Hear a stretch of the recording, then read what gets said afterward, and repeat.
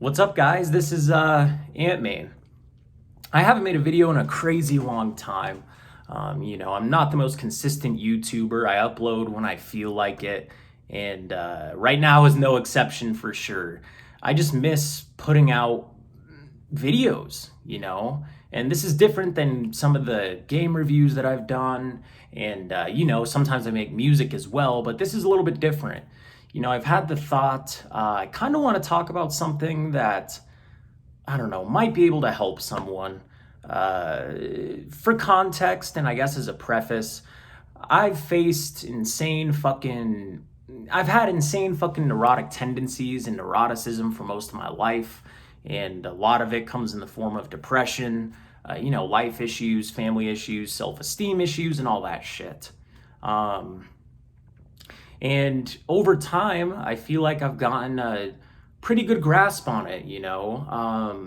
It's weird when I look back, I'm like, damn, I hit some rock bottoms. But I've really learned to manage this stuff to get at least a good amount of fulfillment in life. Now, I still fight, especially something like depression. It's not completely gone. It's kind of like a disease like diabetes. I saw a doctor talk about depression using that analogy once on YouTube, but it is kind of like a disease. It's something that you gotta manage throughout life in a way, but it is manageable. And I've come a long way, and I've seen other people come a long way as well. So this video, I want to share some unorthodox tips for fighting depression that I've learned throughout life. None of these tips are really rooted in, empirical psychology or, neurology or religion or science. You know what I mean? A lot of this comes from my personal experience and what I've witnessed with other people, what I've seen in other people and learned throughout life.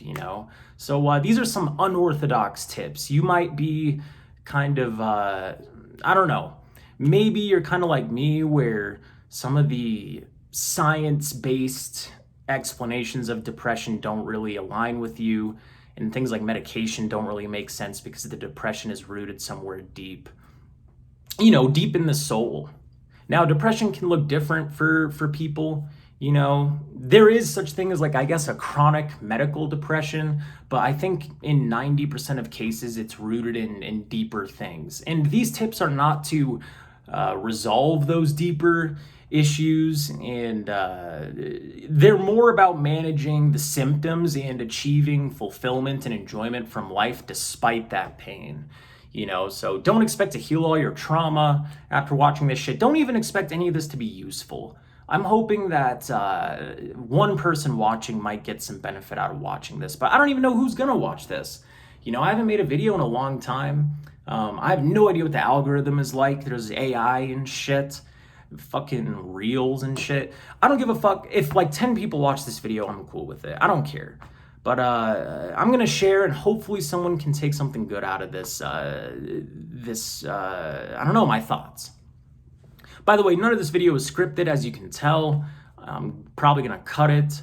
I'm a little bit nervous because it's been a while. I don't know if it's the camera or the fact that someone's gonna be watching this at some point, but I'm a little bit nervous. I don't know. You might be able to hear it in my voice. I don't give a fuck. I'm putting my thoughts out there. I do not give a damn. All right, so 10 unorthodox tips for fighting depression. Number one, taking random adventures. Now, these can be small, and when you're alone, go to a small town that you've never been to, with a weird name that's 30 minutes away or an hour away, and go into the church, go into the library, go see if there's anything cool around there. I don't know, for me, taking adventures breaks that monotonous cycle, the 9 to 5 cycle, or like the struggle cycle, or the sleeping all day cycle, or doing the same shit over and over cycle. Taking a random adventure, it forces you into a new environment where you get to, I don't know, appreciate the world around you. I bought a Colorado Atlas because I live in Colorado, And, it's a detailed book. They've got every city, road, lake, landmark, etc. Um, and there's a lot that you can actually discover from that atlas and just go check out on an adventure. There was a place called Storm Mountain. And I saw that, me and my friend did, and we were like, there's no way we're not gonna go there, right? And we went, and it was a really unique experience. It was kind of scary, actually, but it's that kind of shit that makes you feel alive. I like to picture it as like a Skyrim or Final Fantasy or RPG adventure. It makes the day memorable, even if you just feel like complete garbage and hate yourself. Well, you can kind of make the task of the day going on a quest, Cloud going to see his hometown kind of shit. So, if everything is boring and worthless, then what's the worst that's going to happen if you go to Storm Mountain? Or, a city, that casino in your area that you've never been to, it's an hour and a half away on the interstate. Go! Go! See if there's any stores that are cool, any pool bars, just any of that shit. Do it on my own. Makes the day memorable, makes the day worth a damn. Man, I think it's because I'm making a video, but I cannot keep my mind straight. Like, I'm definitely feeling anxious when I'm talking about this. So I wish I could be more coherent or intelligent when I talk about these things, but I think we'll just have to do. My second tip is taking piss walks. Now, piss walk is a term that my brother coined. I assume it's because take a walk for the piss of it,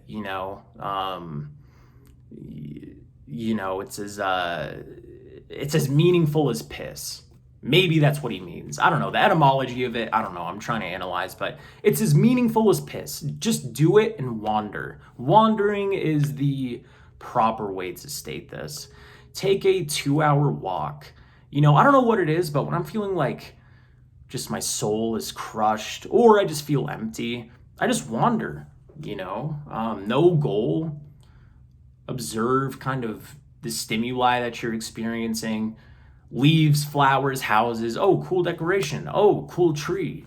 Go in a direction that you've never been in. I think routine walks, you always hear about that as being healthy for your mental health, like anxiety and depression. But wander.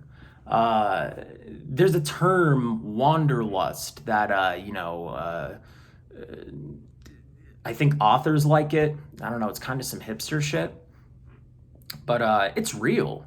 You can get some inspiration and some joy from life just by wandering, doing, I guess for someone like me, I'm in a suburb pretty much right outside of the downtown. So wandering actually can lead to, I guess, more interesting things. But even if it's not interesting, even if you're in the plains, or in the forest, or I don't know, a boring ass town, just wander in a different direction. Even if it ends up being boring, you get, I don't know, at least some fresh visuals. You get to think about different things when you're seeing those fresh visuals, even if they're the most boring shit ever. At least it's different. You can listen to a podcast, music, for the lulls, no point. No point. But it's better than sitting and scrolling on fucking TikTok, bro. I promise it's better than that. And kind of going off of number 2 with the piss walks or wandering is challenging yourself physically. So for a lot of people that's going to the gym, for me, if it's the hot summer, I will take a 2-hour walk when I'm feeling really depressed because, maybe I need to escape my thoughts or escape that dark shroud that's covering me. So I essentially melt that dark shroud off with a bunch of sun rays hitting me, and I'm sweating my dick off, and it's tiring, it's exhausting, but it makes you feel alive. When you're gray and a skeleton and a husk, it makes you feel alive, like, oh man, I'm alive. And when I get home, the water I drink actually tastes good. It's not like this gray monochromatic shit. When you're depressed, everything is monochrome. Everything you taste tastes like black and white. Everything you see, everything you hear, it's all boring. All of it is dulled. So I think like experiencing some level of pain or discomfort physically, I don't know, helps kind of put some color back into things. I don't know. This might sound like some hipster ass shit. I don't give a fuck because it's true. Going off that point of doing something challenging, after doing something like that, or after, a hard day of work, after a hard day of school, when you relax, really enjoy that shit. You know, when we're scrolling on TikTok and YouTube, it's because we're tired and it's so easy to do. But are you really enjoying any of that? You gotta get off that shit. And I know how that is, man. That you're kowtowing to a bunch of fucking tech billionaire maniacs. You're not engaging your brain, your artistic brain, or your intellectual brain when you're sitting there scrolling. By the way, I have done that a million times throughout my life, and it's something that I've really become conscious about, I would say, within the past 6 months or so. Because you don't even know that you're doing it sometimes. You don't even know that you're a slave to this social media and YouTube shit. Now, if you're gonna relax and watch YouTube, that can be fine. If you're watching something at least somewhat engaging intellectually, not some like drama slop or like 10-second AI, vomit shit. Like, you gotta stop watching that. Watch some documentaries, watch some commentary, watch some, hell, even like a video game tournament or something. If you're gonna watch YouTube or scroll social media, at least engage with it with your brain a little bit. But what I think is more relaxing than that is, if you're trying to sit down on your couch and like eat some chips and, shit, play a video game, watch a movie, watch a critically acclaimed movie, play a RPG, something with story that'll make you feel emotions, something that if you're a creative might make you go, oh, okay, this kind of got me in the mood to create, whether it's drawing or music or whatever. Do that instead. And I guess I'll throw this into that point, sometimes you got to treat yourself. This is some like, self-care bullshit. I know. All right. But it's true. Get like a interesting snack or something, enjoy something interesting. Don't have the same shit over and over. 5, this is something that has been extremely noticeable for me, is eating better. Fast food, man, it makes you feel like 1,000 pounds of lead. Really fatty foods, high sodium, high sugar. It all makes you just crash and, I don't know, feel like a slime from an RPG, like you can barely move and shit. Screw that. Eat a little bit healthier, even if it's like having some vegetables, I think people have this misunderstanding that getting groceries is more expensive than eating out. That's 100% not true. You got to buy the right stuff. Beans and rice, extremely cheap meal, and it's healthy. You feel way better eating that over some mixed slop. Eggs and potatoes, really not that expensive. Even if a carton of eggs is $8 in the current economy, with some eggs and potatoes, you get like 3 of those meals. That's 3 dinners. It's really not that expensive. That's like $4 a meal. Actually, no, it's probably cheaper. No, that's like, $4 a meal. $4 a meal for something that's healthy and filling.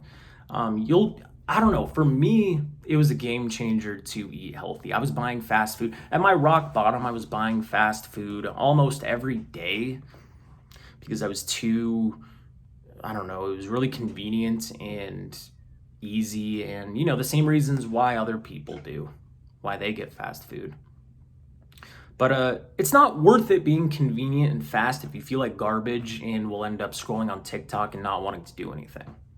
My tip 6, this is actually a new idea that I've had, which is cooking, both as like a activity and for the health benefits, Cooking gives you a goal in the moment. So like if you're feeling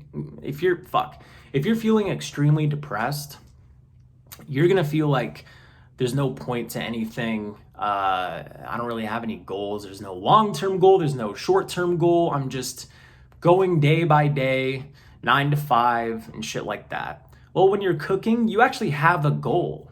Oh, I'm figuring out how to make, vegetable stew or pumpkin pie or lasagna or whatever it is. In that moment, that is your goal. It gets your mind goal oriented and it makes the day, again, worth living for.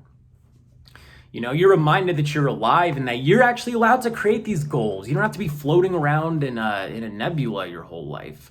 Even if it's something stupid like learning how to make pumpkin pie. I don't know, that's cool as hell, man. That's a good use of a day, learning how to make a new dish. And it's probably gonna taste a lot better than when you're eating like crap, straight up. This is something that's been new for me. I've cooked the same 4 meals for like the last 4 years, like the male species does. For me, I learned how to make Thai red curry recently. It's probably like a 6.5 out of 10. I'm still working on it, but it's fun, it's engaging. And I'm looking forward to doing it more, especially when I'm feeling like lost as hell. It's weird how easy it is to count on cooking when you get home as like a reason for the day. It's weird how well that works. Number 7 is having a cozy environment. Now I just moved, so my room isn't anything grand, right? But I do think it's important to have a place of respite when you get home from doing whatever you're doing.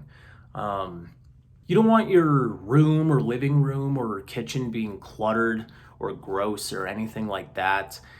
Every time it's like that, I understand, because when you're depressed, you don't want to clean anything. You're just going to let shit rot and clutter and pile up, and who cares about how it looks? You're going to feel like crap anyways. But I promise, on some Jordan Peterson wavelengths, right?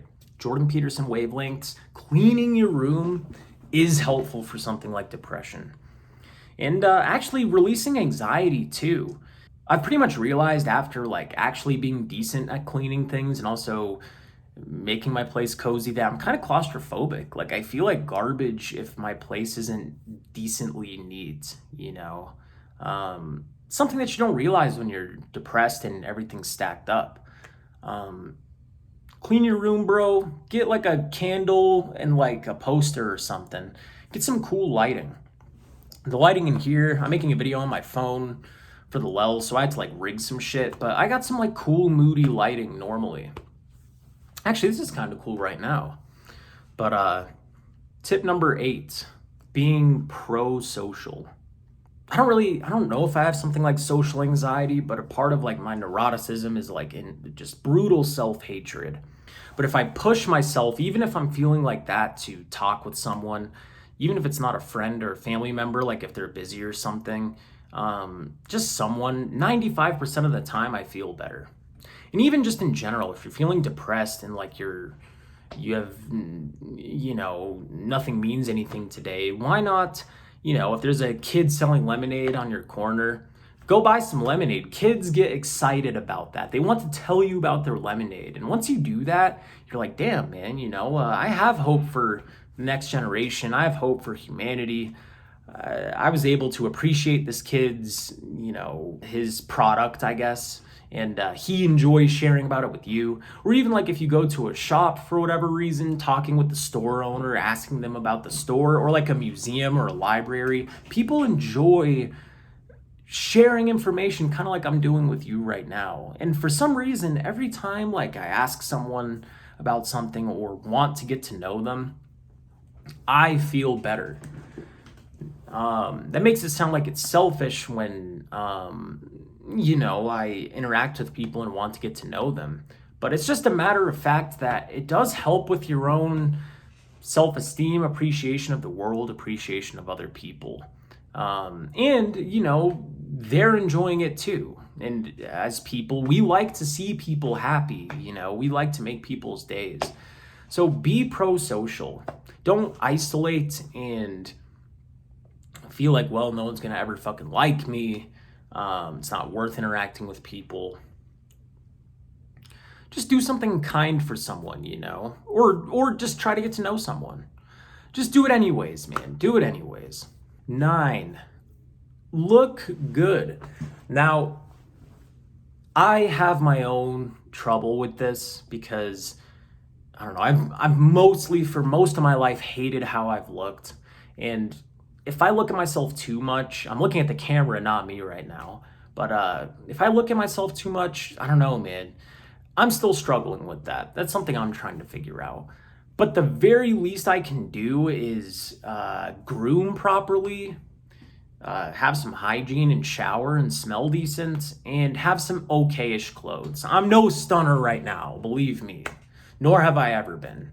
I'm also very skinny. But if I can look presentable, I just feel better, and also if I've showered and shit. You've probably heard that before, it's never gonna hurt to do that. It's never gonna hurt to bathe, whatever, brush your teeth, any of that shit. Now, when you're depressed, maybe someone watching this will say, ZOMG, like, you don't shower, you don't brush your teeth. But when you're depressed, you don't do that shit for days and days and days because who cares? No one's gonna like you. There's no purpose in life. What's the point? So yeah, that's how depression is, man. And you're also just fatigued and tired and it feels like a bunch of effort. So that's a real thing. People don't know what the fuck they're talking about when it's, oh, bro, just, well. So some people don't understand that. But what I'll say is from a mental health perspective, there are a lot of arguments for just doing it anyways, even though you're tired, even though there's no point to life, just doing it anyways. You'll never feel worse after doing something like that, And for me personally, dressing semi-decent helps, especially if I have to go out and do things. I don't want to look like a total slob. At least I'll have some level of self-esteem, which is something that, the slobbery was a large parts of my adult life when I was at my rock bottom. Just walking out not giving a damn, but I also kind of felt like shit and wouldn't want to talk with people.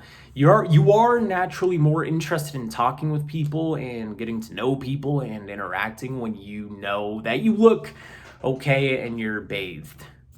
In my 10th unorthodox tip is not unorthodox at all. I fooled you guys. This is pretty much a bundle of all the classics that you've heard. Except there are all these classics that you've heard, but you won't do, that I didn't do for an insanely long time, that you should just really do. So even if you're really not in the mood, hang out with your friend. If they're inviting you to go do something, unless if it's like some retarded shit, go do it. Like they want to go hiking and they're inviting you, just do it. Even if you're insanely not in the mood.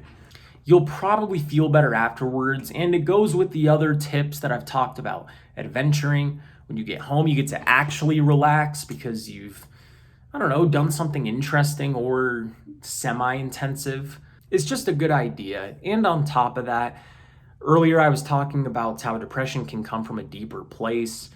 Usually a big component of that I see and have felt is loneliness. You need to maintain those connections, brother or sister, or non-binary sibling. You need to maintain those connections. That's where you get a large part of your fulfillment, the social realm, or the social part of your heart, like in Legend of Zelda, the 4 heart pieces, except they're all different colors. One of them is green and it's social realm. All right? There's my Freudian theory. Freud BTFO'd, Carl Jung BTFO'd, whatever neuroscientist BTFO'd. But yeah, maintain those connections. Another thing, journaling. Another thing that you've heard a million times that's kind of a platitude, not a platitude, I don't know what word you would use, a cliche. A cliche that actually just does help. I actually just got back on this a couple of days ago. I halted when it came to this, but I was doing it consistently for 3 months, every single day. Every single day at the end of the day, writing about how I felt for a little bit and what the day consisted of. And what's really cool about the journal? when you look back on it, you actually see the days and go, oh man, I remember that. That was a unique day. That was a landmark. I did this. It's cool to be able to see that. So, yes, you get to reflect on your own negative feelings and experiences and shit, but you also get to see some positive stuff when you're journaling. And I guess you could throw into the cliches, the classic bundle, exercise, going to the gym. I already talked about that. I just felt like it would be important to hone in on those things and talk about how I do it since I'm not a gym goer. Is there any other cliche that I'm missing? I think things like self-care, that's such a broad thing. Also, I don't know, I kind of just cringe at it. I kind of cringe like, oh, self-care. I don't fucking know, man. I don't know why it's cringe inducing. It is true though that taking care of yourself and engaging in self-care is important. It's just, what does that look like? I would argue that a lot of the stuff that I talked about in this video is self-care and not necessarily getting the new PlayStation, or getting the new Gucci bag or any of that shit. Maybe I think some people think self-care is like blowing a bunch of money, but I think the things here, that we talked about are better. All right, that's gonna do it. I have no idea how this video is gonna turn out. I might be cringing my ass off like cutting this thing. Whatever, man. I'm putting this out there. I want to share my thoughts, and thank you for watching, by the way. I really appreciate it if you watch this whole thing through, and I hope, I don't know, you got something out of this. And if you want to leave a comment about, I don't know, your own experience, I like to use the word neurotic, your own neurotic kind of life experience, and if you've learned to manage it, or if it feels like you're stuck in the same place. After making this, I enjoyed it. I might get back on here. I said that the last video I made, so I'm never coming back again. Okay, now I might be coming back on here. All right, guys. I hope you have a good one. Bye.